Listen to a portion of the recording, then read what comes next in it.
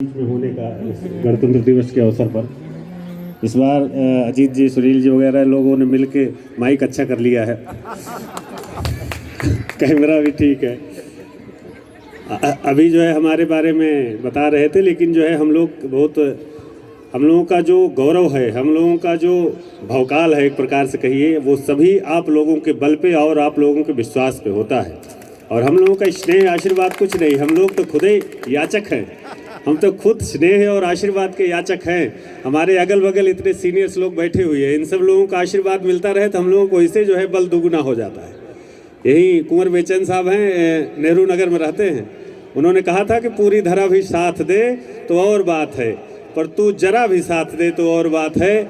चलने को एक पाँव से भी चल रहे हैं लोग, पर दूसरा भी साथ दे तो और बात है। आपका स्नेह और सहयोग मिलता रहे तो देखिए, इन्होंने स्मरण किया हमको गणतंत्र दिवस के पूरा बीतने के बाद अगले गणतंत्र दिवस पे। मुझे अच्छा लगा, यहाँ राष्ट्रदेव की कुछ प्रतियां रखी हुई थी, जिसमें भारत सरकार द्वारा जो एक कानून लाया गया उसके समर्थन में और उसको मजबूत करने के लिए, उसके जो लोगों के मन में कुछ भ्रम है उसको दूर करने की कोशिश की गई है। इसको आप लोग भी पढ़िएगा, मैंने पढ़ा, इसमें बहुत सारे फैक्ट्स रखे गए हैं। 71वां गणतंत्र दिवस हम मनाने जा रहे हैं आज। हमारा गणतंत्र 70 वर्ष का हो गया। 1947 में अपना देश आज़ाद हुआ, लेकिन 1950 में आने के बाद जब अपने नीति नियंत्रण निर्धारित कर लिए गए कि हमारे ऊपर शासन करने वाले लोग हमारे स्वयं के होंगे और हमारी चिंता करने वाले लोग होंगे, उसके बाद जो हम संविधान को आत्मार्पित किए, संविधान को जब हमने अंगीकृत किया, उसके बाद की जो व्यवस्था है उस व्यवस्था में हम अभी तक जी रहे हैं। उस व्यवस्था को हम किस प्रकार से सुचारू ढंग से आगे ले जाएं, किस प्रकार से उस व्यवस्था में आस्था रखते हुए देश को उन्नति के पथ पर ले जाएं, इसके लिए वर्ष में एक बार गणतंत्र दिवस पर हम लोग एकत्र होते हैं और राष्ट्र के प्रति, देश के प्रति अपनी आस्था, अपना विश्वास व्यक्त करते हैं। मन में सबके रहता है कि हम देशभक्त हैं, देश के प्रति हमारे मन में श्रद्धा है, सारी कुछ है। लेकिन कई बार ऐसा होता है जो सत्य होता है उसे दिखना भी चाहिए। आज का ज़माना ऐसा हो गया कि जो आपके मन में अगर कुछ ऐसा किसी के प्रति भाव है और भाव लेकर बैठे रहिएगा तो कोई मानता नहीं है। आपके मन में जो भाव है, भाव दिखे भी। इसलिए इस प्रकार के जो अवसर आते हैं उसमें आपका भाव दिखना भी चाहिए। मुझे अच्छा लगा, सोसाइटी के सारे लोग नहीं, कुछ लोग ही इस पार्क में एकत्र हैं, और जो लोग नहीं हैं यहाँ मौजूद गणतंत्र दिवस के इस समारोह में, मुझे लगता है कि वो भी अपने देश के प्रति चिंतित ही रहते होंगे। लेकिन हो सकता है वो लोग थोड़ा संकोची हों कि देश के प्रति हमारा जो मन में भाव है उसको व्यक्त किया जाए न किया जाए, ये अपना निजी मामला होता है। लेकिन मुझे लगता है कि अगर आपके मन में किसी के प्रति स्नेह, किसी के प्रति आदर, तो उसको व्यक्त करिए। सत्य होना उतना आवश्यक नहीं है जितना सत्य दिखना। अगर सत्य दिखेगा, अब ऐसा जमाना नहीं रह गया कि आप किसी का उपकार करिए, चुपचाप घर में बैठे रहिए, लेकिन उपकार करिए तो लोगों को दिखे, लोग उससे प्रेरणा लें, वो भी उपकार करने की कोशिश करें। इस प्रकार का समय आ गया है। अब हम लोग आज पुलिस लाइन में एक कार्यक्रम में थे जिसमें हर वर्ष हम लोग, आप लोगों के सहयोग स्नेह से कुछ न कुछ हम लोगों को किसी न किसी माध्यम से अलंकृत किया जाता है। इस बार हमको गोल्ड मेडल एक मिलता है, डीजी कमेंडेशन जिसका उसको मिला। लेकिन ये सारी चीज़ें हमको, मैंने फिर बताया कि मेरा निजी नहीं है, इसमें मेरा निजी कोई पौरुष नहीं है, इसमें आप सबका सामूहिक पौरुष है। कहा जाता है तोड़कर कोई मानक नहीं आए हैं, मेरे हिस्से कथानक नहीं आए हैं, आपने ही मुसलसल पुकारा हमें, हम यहाँ तक अचानक नहीं आए हैं। आपने ही हमको कोशिश की है। अगर आपका सहयोग स्नेह मिलता है तब हम लोगों का पौरुष जागता है और उस पौरुष को हम लोग लोगों के सामने अपने कार्य से, अपने कर्तव्य से चरितार्थ करते हैं।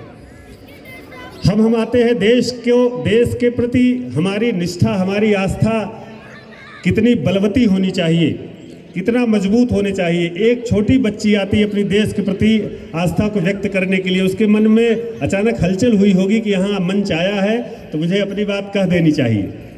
जब यह भाव हम बचपन से पैदा कर देते हैं तब हम देश को आगे ले जाने में सक्षम होते हैं।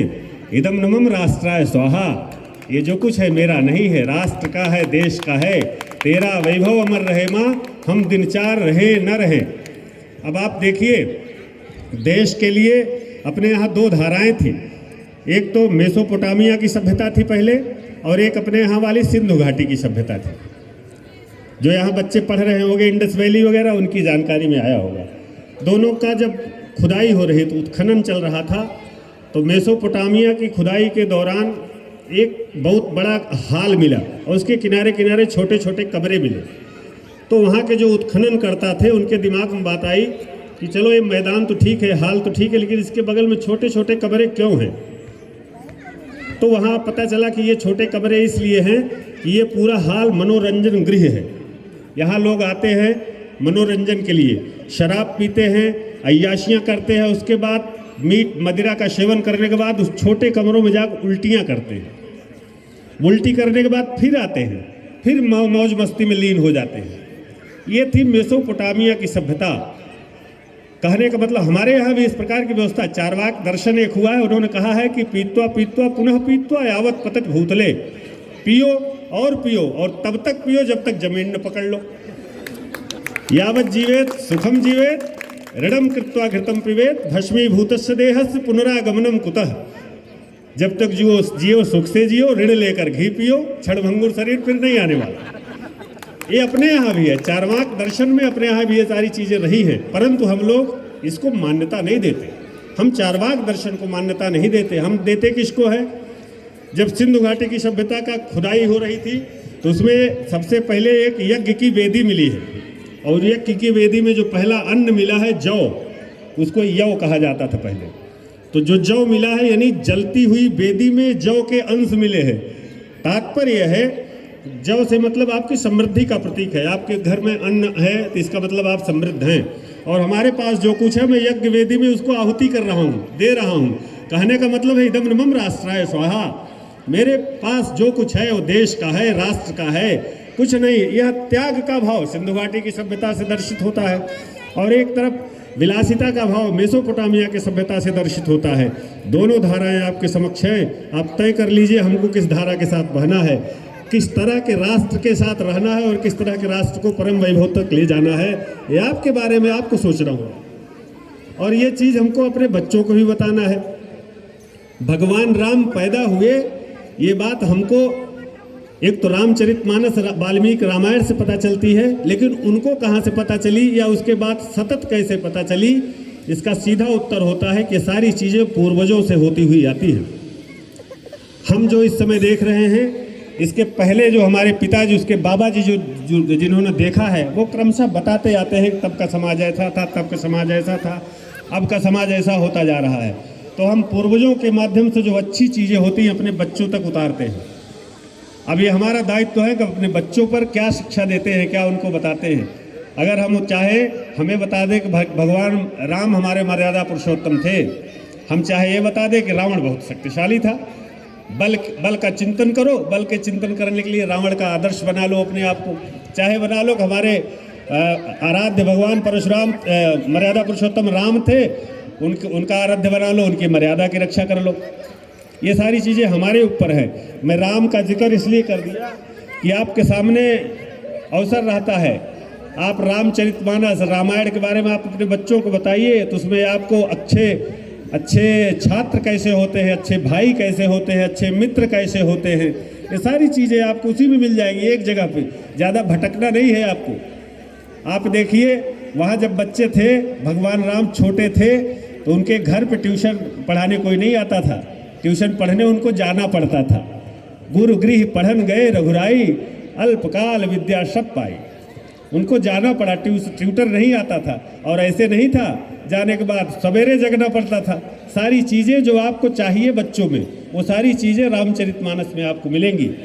प्रातःकाल उठ के रघुनाथा, मात पिता गुरु नामय माथा, ये सारी चीज़ें उसमें एक एक चीज़ है। आप बताइए, बच्चे धीरे धीरे संस्कारी अपने आप होते चले जाएंगे।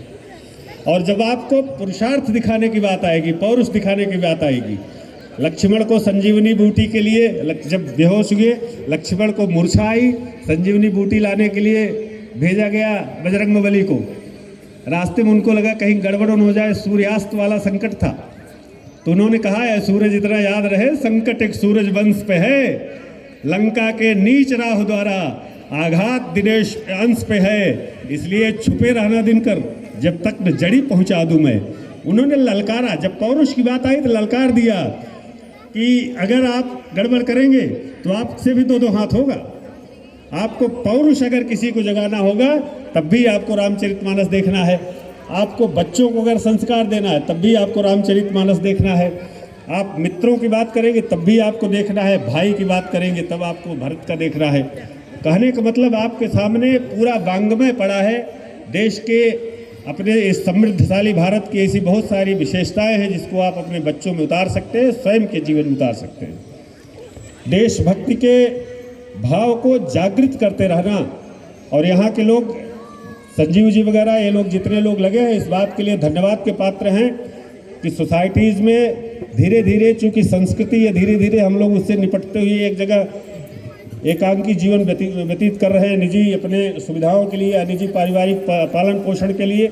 उसमें ये सारी चीज़ें जीवित रखना ये लोग साधुवाद के पात्र हैं। गणतंत्र दिवस हो गया, छोटे मोटे और कार्यक्रम हो गए, और सब कार्यक्रम करते रहने से आपके अंदर जो आप अपने बच्चों को जो दे पा रहे हैं और स्वयं को जो दे पा रहे हैं देश से जोड़ने के लिए, यह जो है साधुवाद के पात्र है आप लोग। आज गणतंत्र दिवस के अवसर पर जलपान की व्यवस्था है, पिछली बार से और अच्छी व्यवस्था दिख रही है। कि किसी दिन मैं ये ज़्यादा विषय ये संगोष्ठी टाइप का कार्यक्रम नहीं होता। आज हम लोग इस तिरंगे के सम्मान में यहाँ पर एकत्र हैं।